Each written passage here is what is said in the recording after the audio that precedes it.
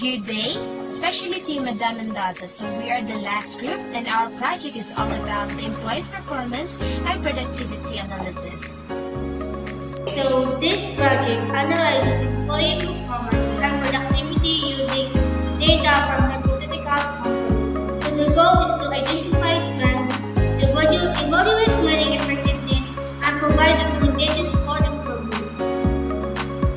So project overview, data entry for employee performance, example employee ID, employee name, department, performance rating, and etc. And also the automatic calculation of performance rating, summary reports to highlight staff and low performance, and also the charts for quick performance evaluation. So this is the employee performance data set. So the first is employee ID, employee name, department, performance rating, 1 to 5 and hours work per month, and project completed, and lastly the training hours. So to get the total sum of works per month is 3,060, and the average of performance rating 1 to 5 is 3.8. Okay, so for getting the productivity rate of each individual, so we just need to do is to divide the project completed and the hours worked per month. Okay, so this is our result for getting the productivity of each individual. So to calculate this, we need to do is to put an equal sign and click the employee's project completed and divide to the hours worked per month. And now you get the answer. Okay, so next is the training impact. So the goal is to determine whether there is a statistical relationship between the training hours and performance ratings. So we use the Cabel function to measure how strongly these two variables are related.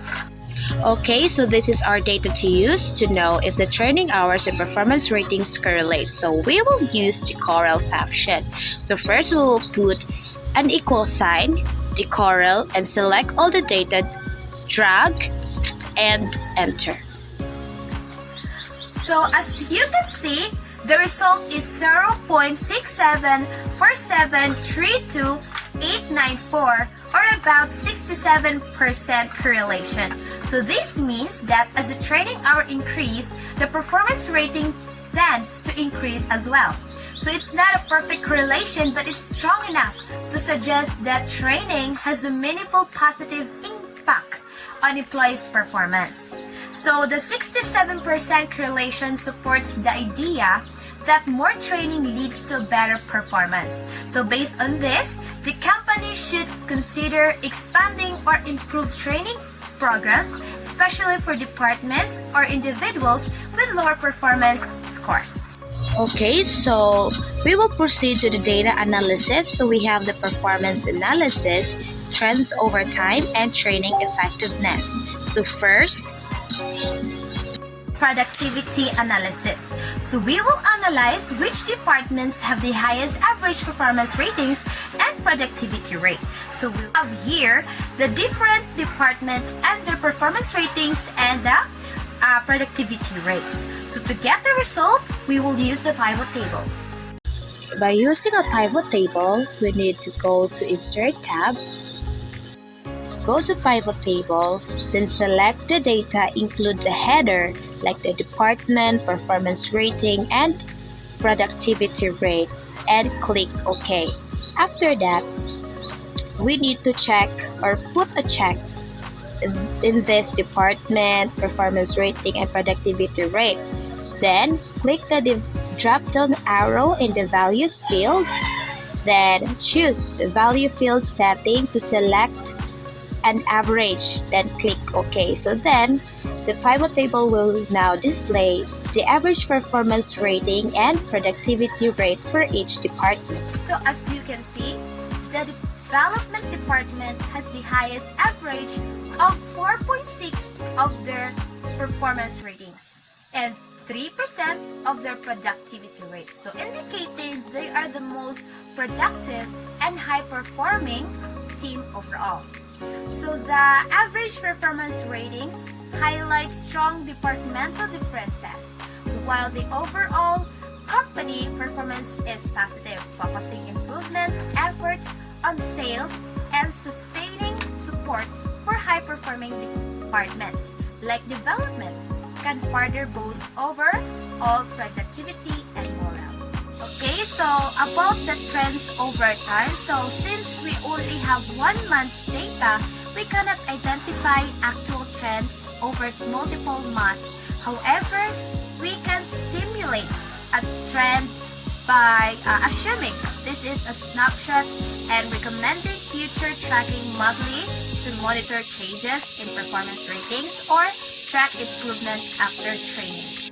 Okay, so next is the training effectiveness. So we will examine the relationship between training hours and the performance rating to determine if additional training correlates with higher performance. So as you can see, this table shows the result of the performance of our employees, and this column is the additional training if they are trailing. So there is a clear positive correlation between training hours and performance rating. So more training appears to enhance performance, especially in department and HR department. So training programs appear effective and especially in boosting productivity in high-performing departments. So this means more training tends to lead better performance.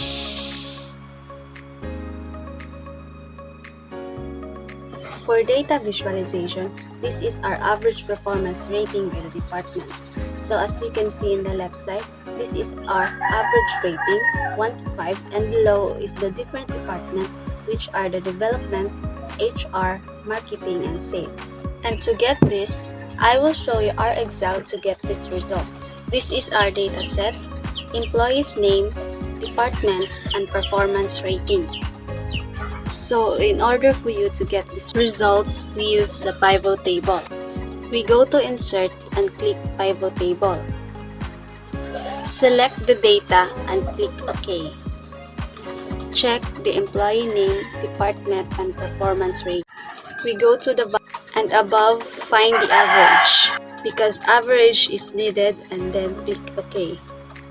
The average performance ratings highlight strong departmental differences, while the overall company performance is positive, focusing improvement efforts on sales and sustaining support for high-performing departments like development can further boost overall productivity and morale. This is the result of employee distribution by department. So as you can see, we have development got 25%, sales 30%, marketing 25%, HR 20%. So I will show you how to get the result of department Excel. To get the result, we need to use this formula COUNTIF cells to calculate how many people belong to each department. Next is scatter plot. This is the result between training hours and performance rating. As you can see, the scatter plot visualizes how training hours correlate with employee performance rating on a scale of 1 to 5. Each point of the plot represents one employee's.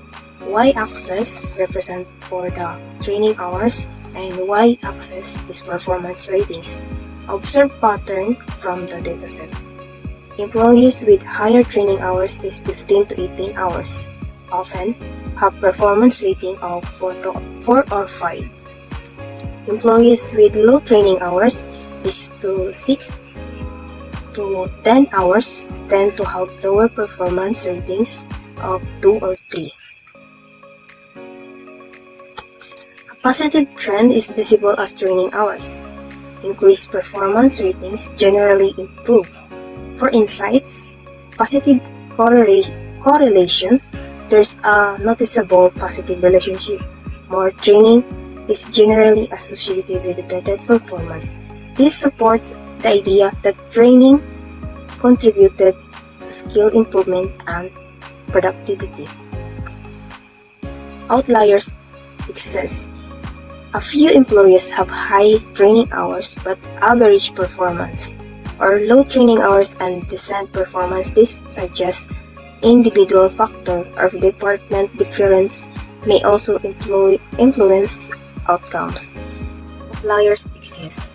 A few employees have high training hours but average performance, or low training hours and decent performance. These suggest individual factors or department differences may also influence outcomes. HR and Development Department. This department typically have both higher training and better performance, reinforcing the value of continuous skill development. Despite the challenge we encountered, such as learning complex formulas, ensuring data accuracy, and formatting spreadsheet of clarity, each obstacles became an opportunity to improve our problem-solving and collaboration skills. Overcoming these difficulties not only enhanced our technical knowledge for Excel, but also strengthened our ability to work as a team. This experience will surely valuable in future academic and professional tasks involving data management and analysis. So our recommendations must be increase training hours, particularly in the sales department, to improve performance. Recognize and award high performers in development and HR to maintain motivation.